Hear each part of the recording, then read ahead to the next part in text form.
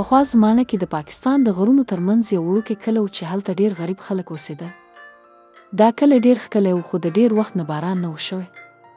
د خلکو فصلونه وچ شوي و، څاروي مړه کېدل او خلک د ډېرې لوږې سره مخ وو. په دغه کلي کې یو یتیم هلک اوسېده چې نوم یې موسفی و. موسفی یوازې ژوند کاوه، نه یې مور ونه پله. هغه یو زوړ کور کې اوسېده چې چت یې لیکېدل او د اکثره د باران امید کې ناست و.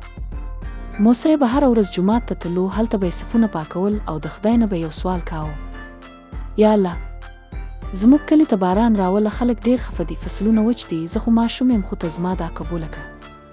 خلک به موسی ته خندل، ویل به یې دا ماشوم څه دا کوي، خدای نه اوري. خو موسی به خاموش و، همیشه به امید درلود. یو ورځ سهار وختي موسفی د غره سر ته لاړو، چیرته چې یو زاړه ونې وې. هلته یې خپل لاسونه پورته کړل او دا یې وکړه. ناڅاپه یو بلې ته توره وریځ راغله. اسمان تور شو، باد چلیده او لږ وروسته باران وشو. داسې باران لکه د اسمان سترګې چې اوښکې تویوي. ټول کلی حیران شو. خلکو خوشحالي وکړه. ماشومان باران کې نڅا کوله. زاړه خلک جومات ته تللي وو د شکرانې لپاره.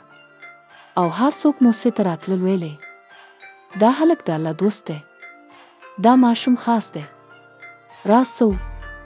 د کلي ملا راغی، موسی ته یې ویل ستا دا خدای قبوله کړه، ځکه چې ته پاک زړه لرې. کله چې زړه صاف وي نو دا اسمان ته رسي. له هغه ورځ نه خلک به له موسی نه دا غوښتله.